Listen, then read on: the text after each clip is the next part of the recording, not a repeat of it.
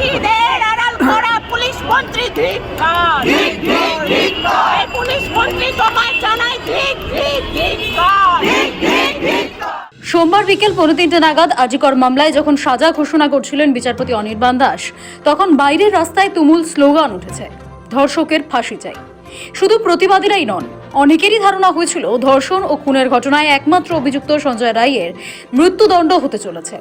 কিন্তু রায় ঘোষণা করতে গিয়ে বিচারক অনির্বাণ দাস জানান, সঞ্জয় রায়ের অপরাধ বিরলতম নয়, বিরলের মধ্যে বিরলতম ঘটনা। বলে রাখা ভালো, ভারতীয় ন্যায় সংহিতা অনুযায়ী রেয়ারেস্ট অফ দ্য রেয়ার অর্থাৎ বিরলতম অপরাধের ক্ষেত্রে ফাঁসির সাজা দেওয়া হয়। কোন অপরাধ কতটা ভয়াবহ, সমাজে তার নেতিবাচক প্রভাব কতটা, সাক্ষ্য প্রমাণ কতটা জোরালো, সেই সমস্ত সিদ্ধান্ত বিচারকই নেন। সোমবার তুমুল হট্টগোলের মধ্যে শিয়ালদহ আদালতের 210 নম্বর কক্ষে সাজা ঘোষণা করেন বিচারক। প্রায় 32 মিনিট সিবিআই, নির্যাতিতার পরিবার এবং সঞ্জয়ের আইনজীবীরা সওয়াল জবাব করেন। প্রথা মাফিক সঞ্জয়ের বক্তব্য জানতে চাওয়া হয়। এজলাসে নিজের কথা তুলে ধরে সঞ্জয়, কাঠগড়ায় দাঁড়িয়ে কেঁদেও ফেলে। নিজেকে বারবার নির্দোষ বলে দাবি করতে থাকে ভাবলেশহীন সঞ্জয়। সঞ্জয়ের আইনজীবীরা নিজের মক্কেলকে সংশোধনের সুযোগ দেওয়ার আবেদন করছিলেন। এদিকে সিবিআই এর আইনজীবী জোরালো সওয়ালে বলেন, সঞ্জয় যে অপরাধ করেছে তা বিরলতম। দুপক্ষের কথা শোনার পর সাজা ঘোষণার জন্য আরও কিছুটা সময় নেন বিচারক। তারপর বিকেল 2:45 নাগাদ তা ঘোষণা করেন। সঞ্জয়ের ফাঁসি নয়, আমৃত্যু কারাদণ্ডের নির্দেশ দেন তিনি। সঞ্জয় রায়কে যে গত 18 জানুয়ারি 2025 তিনটি ধারায় দোষী সাব্যস্ত করা হয়েছিল। বিএনএস এর যে 64 ধারায় তার যাবজ্জীবন হয়েছে, 66 নম্বর ধারায় তাকে আমৃত্যু কারাবাসের নির্দেশ দিয়েছে এবং 103 খুন অর্থাৎ মার্ডারের জন্য তাকে যাবজ্জীবন এবং 3টে সেকশনেই ফাইনও করেছেন এবং অনাদায়ে আরো জেলের জেলের প্রভিশন রেখেছেন এবং আদালতেও জানিয়েছেন যে সিবিআই এর পক্ষ থেকে এবং ভিকটিমের পরিবারের পক্ষ থেকে তাকে ফাঁসির সাজা বা ফাঁসির দাবি জানানো হয়েছিল।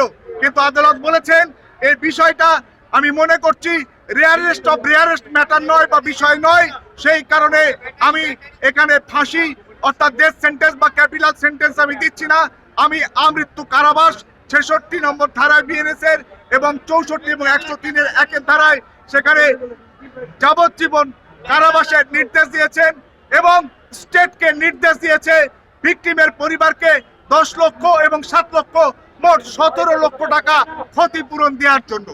গত বছর 9 আগস্ট আজিকরের সেমিনার হল থেকে উদ্ধার হয়েছিল তরুণী চিকিৎসকের দেহ। ধর্ষণ ও খুনের অভিযোগ। আজিকর বাংলার রাজনৈতিক ইতিহাসের পাতা যখনই পড়ে দেখা হবে, তখনই আলোচনায় উঠে আসবে আজিকর প্রসঙ্গ। তার যথেষ্ট কারণও রয়েছে। নিজের কর্মক্ষেত্রেই কর্তব্যরত অবস্থায় নৃশংসভাবে মৃত্যু হয় তার। আজিকর হত্যাকাণ্ডের প্রশাসনের ভূমিকা নিয়ে প্রশ্ন ওঠে। প্রকাশ্যে আসতে থাকে হাসপাতালে চলতে থাকা একের পর এক দুর্নীতির অভিযোগ। তদন্তে নামে কলকাতা পুলিশ। 10 আগস্ট এই ঘটনায় যুক্ত থাকার অভিযোগে সিভিক ভলেন্টিয়ার সঞ্জয় রায়কে গ্রেফতার করা হয়। তবে কলকাতা হাইকোর্টের নির্দেশে 13 আগস্ট সিবিআই তদন্তের নির্দেশ দেয় আদালত। 7 অক্টোবর মূল অভিযুক্ত সঞ্জয় রায়ের নাম উল্লেখ করে সিবিআই চার্জশিট পেশ করে আদালতে। 4 নভেম্বর সিভিক ভলেন্টিয়ার সঞ্জয় রায়ের বিরুদ্ধে চার্জ গঠন করা হয়। 11 নভেম্বর শিয়ালদহ আদালতে শুরু হয় বিচার প্রক্রিয়া। 18 জানুয়ারি সঞ্জয় রায়কে দোষী সাব্যস্ত করে আদালত। আর মূল ঘটনার 5 মাস 11 দিন পর অবশেষে সাজা ঘোষণা হলো। সিবিআই প্রথম থেকেই অভিযুক্ত সিভিক ভলেন্টিয়ারের ফাঁসির আবেদন করেছিলেন। চার্জশিটেও তাকে একা দোষী হিসেবেই দাবি করেছিল।